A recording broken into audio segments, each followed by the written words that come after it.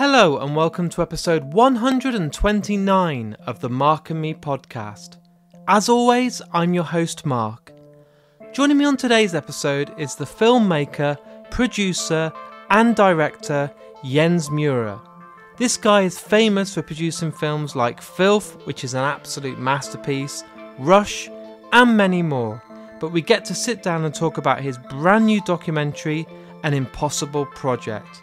This is all about admiring the love of the analogue past, how it's been revived, how we're trying to get instant photography to come back, and now that we're in a way of an overwhelming kind of digital world.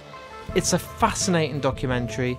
I loved it from start to finish, and to know that I get to sit down and talk with Jens, talk a lot more about this documentary, about filmmaking, how he got inspired into actually becoming a filmmaker, and much more, is honestly a real inspiring story, and I can't wait for you guys to listen to the interview in only a few moments time. But in true typical Mark and Me fashion, let's touch base and talk about episode 128. It followed my series of The Voice Behind the Art, and I was joined by the absolutely awesome Matt Ryan Tobin. I've seen people now going and checking out his art, tweeting, Facebooking, Instagramming, and talking about how much they didn't realise that some of the art they had on Blu-rays or in books was Matt's, and how much they've loved his work and have gone on and actually purchased some of his work or followed him on Instagram and checked out his work on his website. So please keep checking out his work. He is one of the best artists in the game and an absolute awesome guy. But let's get back into today's episode. As I said, we get to talk all about this amazing documentary, An Impossible Project. It's brilliant. I wish I could go and see it in the cinema. Because of COVID, I can't. But the talk with Jens is really interesting. And for anyone that's interested in making films or documentaries, I think you're going to be blown away. So let's get to it. Here's me and Jens talking all things film. So Jens, thanks for joining me today on the Mark and Me podcast. Hi Mark, good morning. What I wanted to do today is start by kind of getting an idea of how you got into the film industry, or what it was that got your interest at the start, that made you either fall in love with documentaries and film and cinema, or was it forced upon you at school or college, or how did it all come about for you? It was forced upon me by my grandfather. He was an avid Super 8 filmmaker. Wow. As a hobby. So, I'm German. You have to imagine the German Christmas, the Christmas tree and all that. But in our case, when we were all getting ready to sing Silent Night, he'd suddenly turn on the Klieg lights and film us in like glaring bright lights, pretending that we're singing Silent Night because it's silent, of course. So somehow that bug bit, and for a while I thought I'd become a journalist and have a decent profession. Then figured that journalism probably isn't going to be a decent profession anymore, and so I started making documentaries. My first one was in Harlem, in New York, and the second one took me to the Soviet Union for 3 or 4 years. So when you were having these Super 8 cameras by your granddad put in front of you, were you then wanting to go and study film, or was it a case of just wanting to know more about how you got that image on then to an actual screen? Because that's what fascinated me as a child. I couldn't believe that I was seeing these things inside a TV. That's at my young age and the way my brain processed. But I was infatuated by film from a really young age, just because it took me to a place that I only ever dreamed of. I couldn't believe that these things were happening. Well, I think in my case, it was the documenting part of it. Yeah. Initially, the family, this idea that you point a camera at something or someone, and then they're in that piece of film, which is, when I started, it was film and maybe a little bit of early video. These days, it's all video. But I think I interviewed Wim Wenders once for 100 Years of Ari. Wow. The pioneer of video filmmaking. Yeah. And he said that, he always thought digital and video would bring democracy to filmmaking because it's cheaper and everyone can make a film. He said, he's now thinking back saying, yeah, that's true. And everyone's making cat videos. And the real storytellers find it hard to be heard in this cacophony. And there is something really unique about recording something onto film, back then Super 8 with my granddad, because when you hold that negative, the light that reflected off somebody's face or an object is actually physically in that piece of film. And that fascinates me, that idea of recording, of documenting. All the other bits too, of course, you can tell stories and it doesn't have to be chemical film. But yeah, that's my beginnings, I think.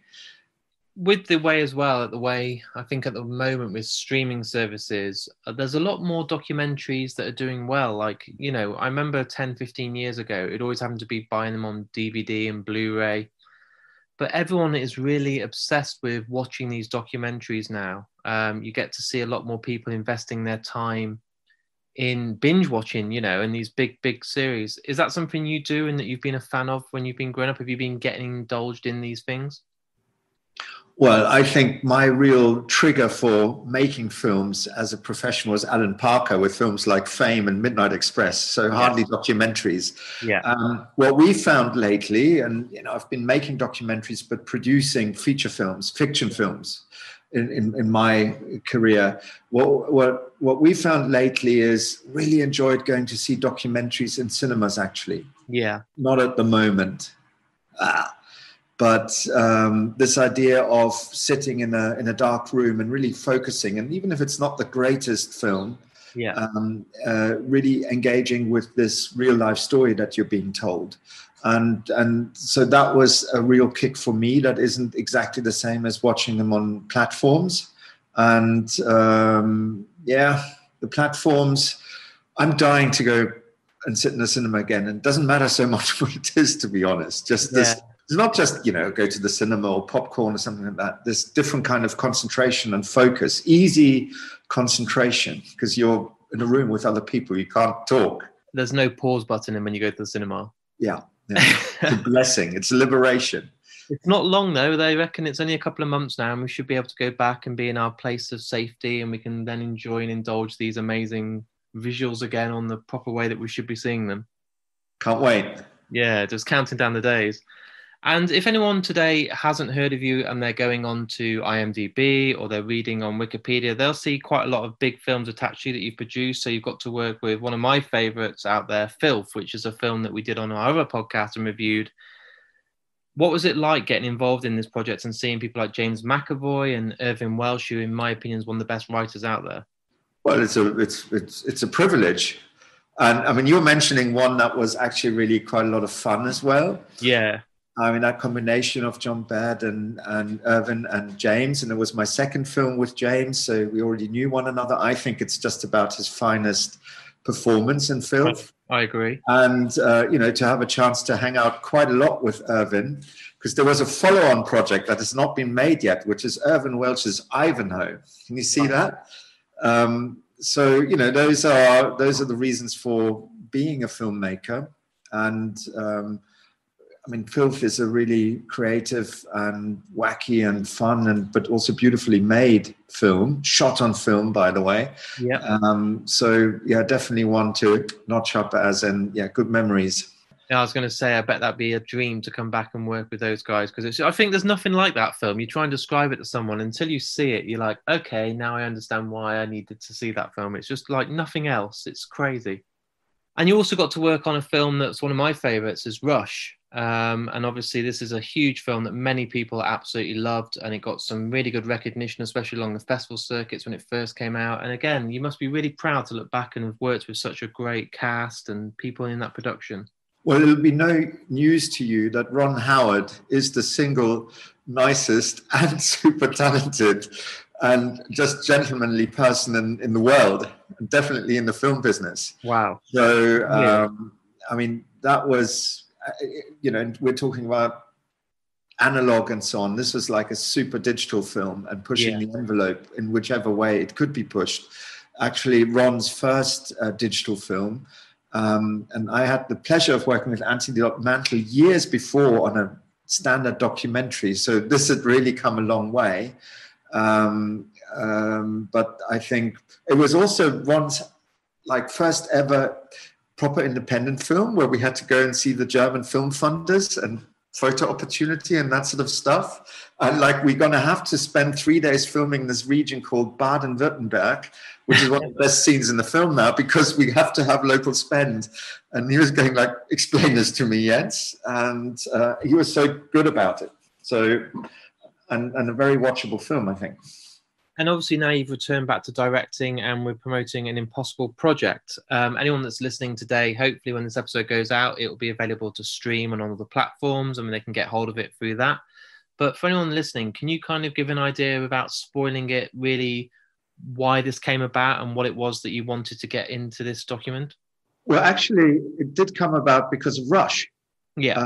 I was introduced to the hero, the Don Quixote of an impossible project at the same time as I was working on Rush. And I met Niki Lauda quite a few times, who's a charismatic and totally crazy and wonderful Austrian.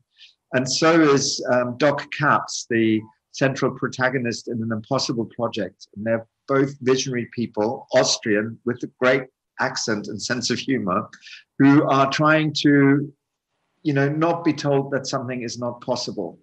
And so when I met Doc, who's the guy who saved the last Polaroid factory in the world, just in the same year that the iPhone, the first one, came out, and everyone was like going crazy over digital is going to be so good. And here's somebody who said, whoa, slow down. Maybe, humans are analog. We have 5 senses, not just hearing and seeing, the digital ones. We want to smell stuff and touch stuff and so on. And I'm going to save this last Polaroid factory that Polaroid themselves had given up for dead, probably for good reason, because everything's becoming digital. Now, Doc had really zero qualification for this because he's a biologist specializing in the muscles of spider eyes. And I mean, totally unlikely story, a totally unlikely person to go out there and save this analog icon. But in the end, with lots and lots of catastrophes on the way, he and a team of people that he worked with did it. So I fell in love, not so much with the story of chemical film Polaroid, which, yeah, it's great. I really like the idea of sort of stemming the tide and resisting, of somebody standing up to the inevitable because he believes that there's something better or something equally good that needs to be protected. And I think that's, 15 years later, when the Facebooks and the Amazons are ruling our lives and world, he was right. And there is a real need to defend tangible and real things in the world of alternative facts and fake news. And so it was more his mindset that triggered me to make the film. And but of course it was clear that I can't make a film about somebody saving the last Polaroid factory shooting on some kind of digital format. So it had to be done quite a hypocrite, yeah. Which proved to be, nearly its own impossible project. And my partners at ARRI, the legendary post-production and camera company, said, if you do this, in the year 2014 or so, when we started, don't do it on Super 16, do it on 35 millimeter film. Not because it's better than digital, but it's sufficiently its own thing to stand out. And that's how the whole thing began. And then we tried to follow the story, keeping up with our bank balance and the story developing. Was it a real challenge trying to keep track and obviously keep all this within a certain budget that had been agreed? Because obviously with documentaries, they can be extended or they can take a twist while you're watching them. I mean, a lot of the ones I watch, they'll always twist and there's something that they weren't expecting. And then it can go off in a completely different direction as they're discovering more and more stuff. Or did you have a really kind of strict policy of how it was going to come about and how it was going to be produced? No strict policy at all. There was no budget to begin with. It was just like, I think this would be interesting to do. And I didn't not want to do it. I just felt, I want to go with this guy and see what happens. So, when the story expanded, they expanded into the US. So we had to do some filming over there. So it was a question of where do we find film cameras? Yeah. And now everyone is shooting on film again. But 6 years ago, when this took place, it was, you had to find the one camera shop that, also for a little money supported us in doing it. So it was a very bit by bit process.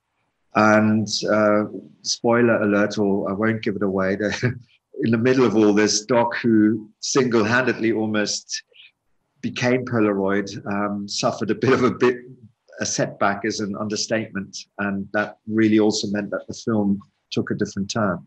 And one of the things I think that makes this quite unique is using the live orchestra to score this. I studied actually music at university, and I had to try and translate and transcribe for orchestra, and it was a lot of work and a real kind of, oh my lord, and I probably bit off more than I could chew. Was this your decision yourself, or was it something that you discussed with somebody else to have this as part of the documentary? No, that was my slightly crazy brainchild. I just loved the idea of, as people will see in the film, this dinner party coming together in this crazy Wes Anderson type hotel, but for real, that stood empty for 43 years. And the owners keep it going, but they said the last guest checked out 43 years ago. And to use that venue, not just to have this dinner party at the end that my hero was always hoping to have, but to use it to just put a big orchestra in there and have them play and record live to vinyl disc the score for the film and film them while they're doing it and do it all with candlelight.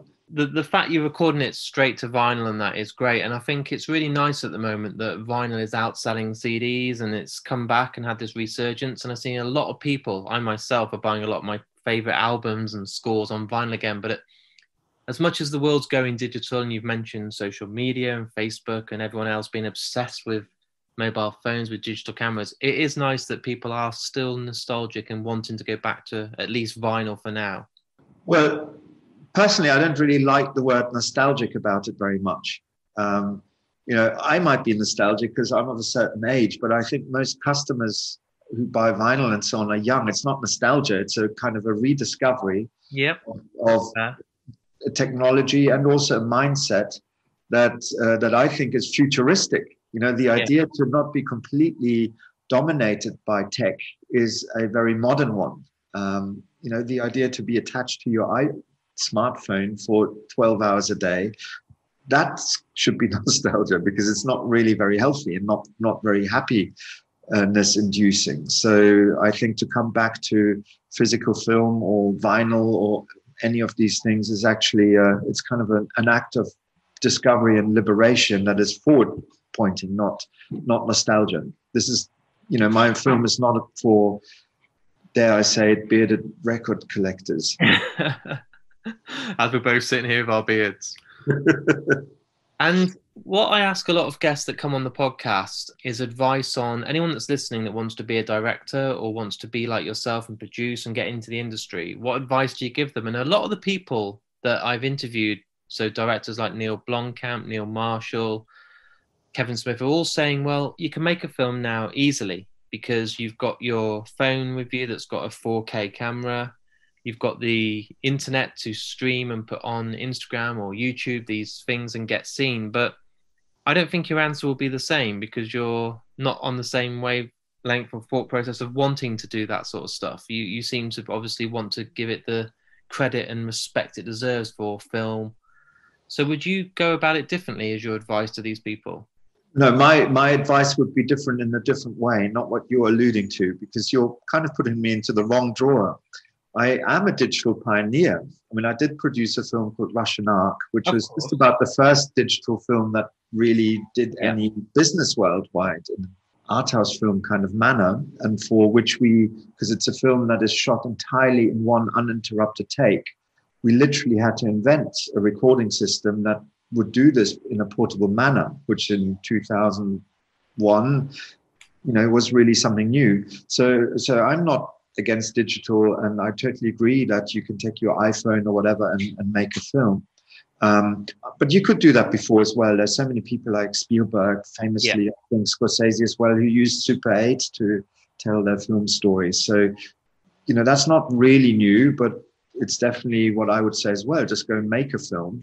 It's more about, I think my advice would be is also to consider who you make it with and how much love and care you put into making it. So, anyone, that's the Wim Wenders thing. Anyone can film their cat and it's a film. And you can have two cats in it. It's like an amazing film. But it's also, who you're doing it with. Like one piece of advice would be, that doesn't work right now, go visit bars as much as possible and talk to people who are also making films and and kind of build a network, because it's not just a question of making one film and then it'll all happen. It's a question of growing into ultimately, being part of an industry or of a community. So do stuff together and find people to do it with in the different capacities.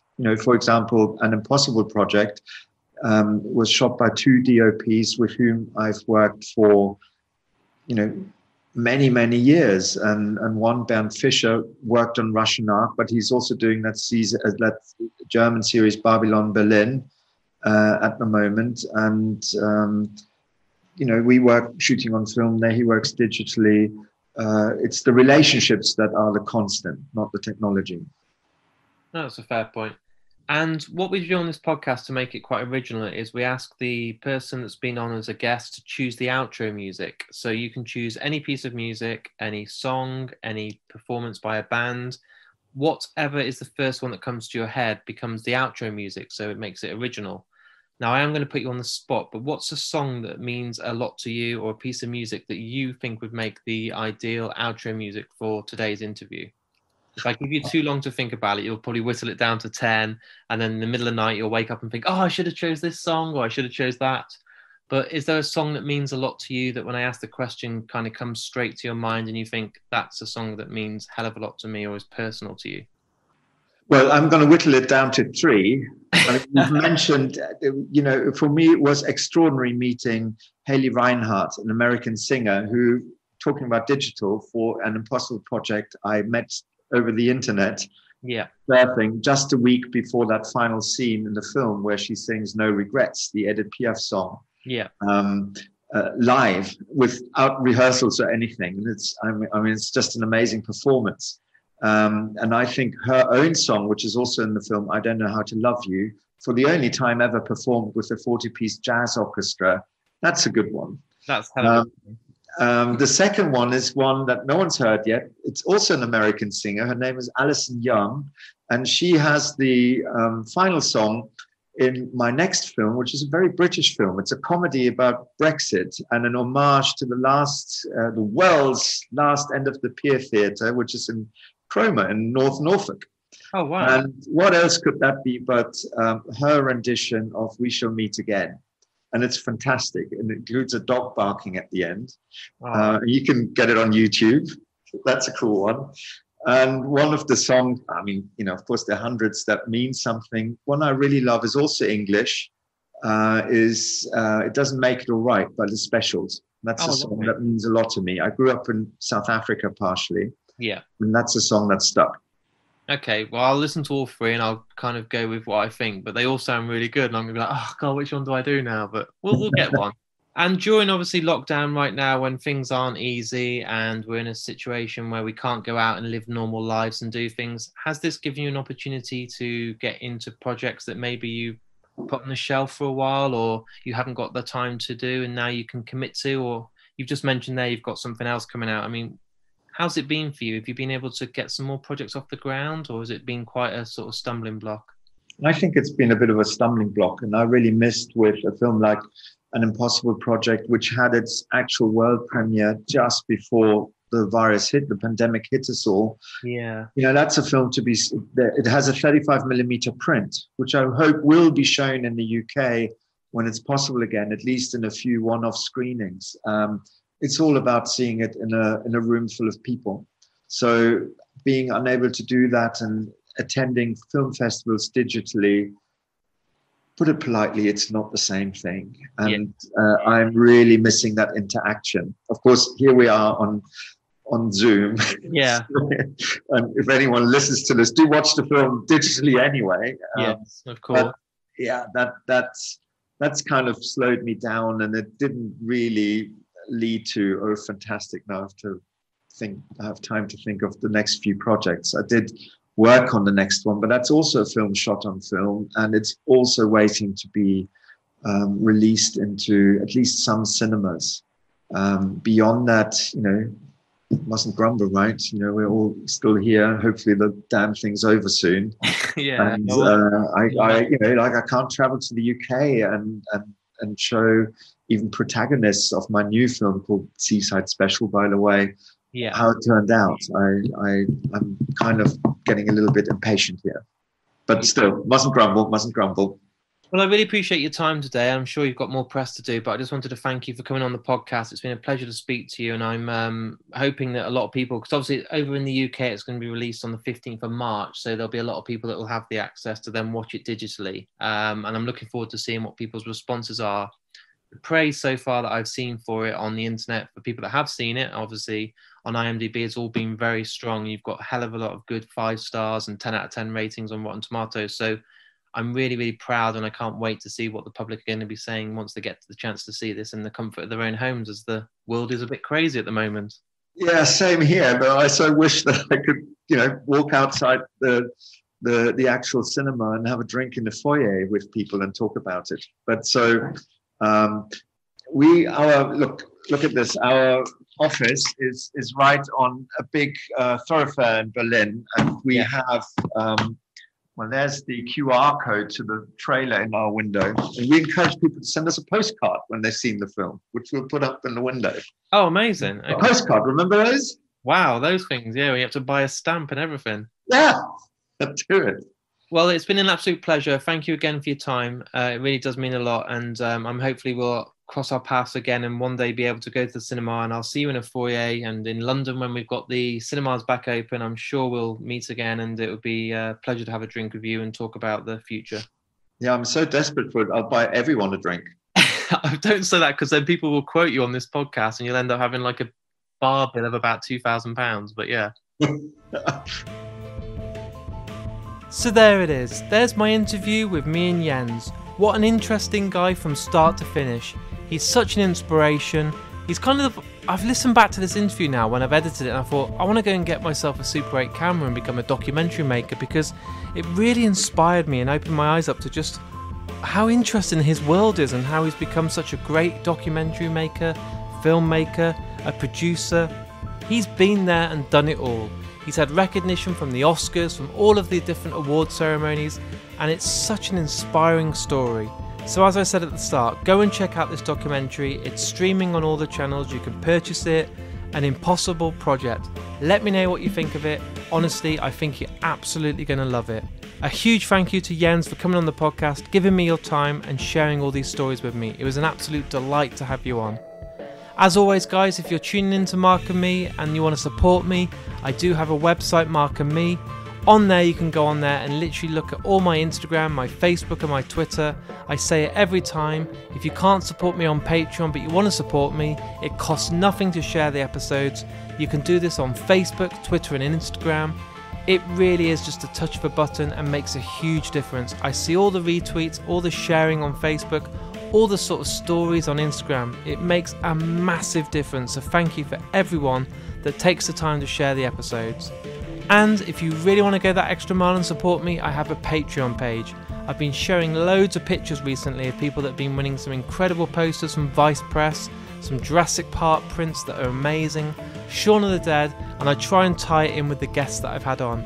I also offer DVDs, Blu-rays, t-shirts, merchandise that you can't buy that's related to the guests, and much more. And a massive thank you to Vice Press for supplying me with some incredible prizes, and we'll continue working together and bringing you guys the best posters out there.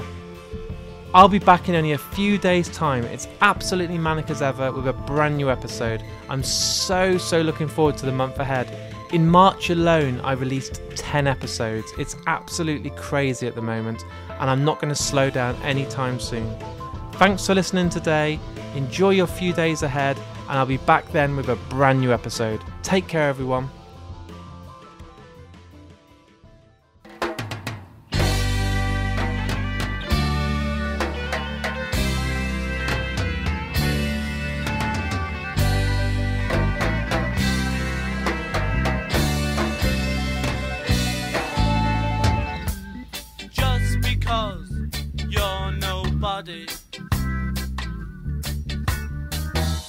It doesn't mean that you're no good.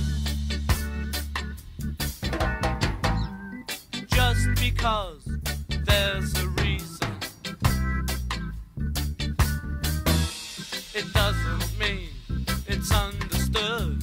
It doesn't make it alright.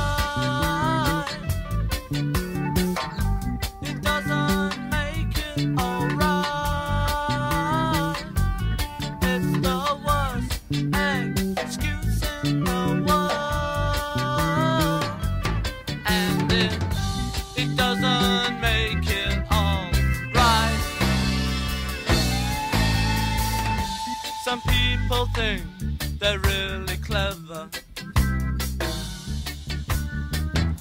to smash your head against the wall.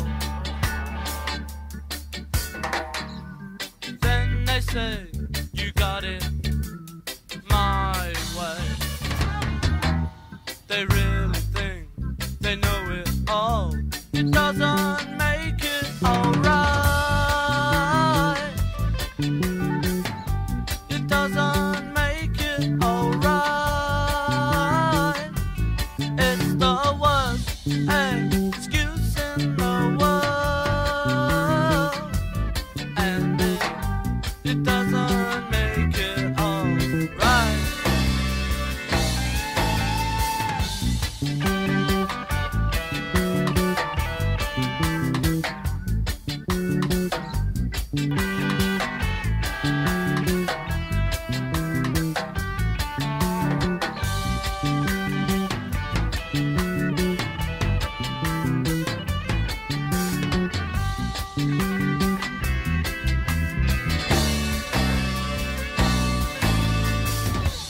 Just because you're a black boy, just because you're a white, it doesn't mean you've got to hate him. Doesn't mean you've got to fight. It doesn't make it alright. It doesn't make it alright. It's the worst excuse in the world, and it doesn't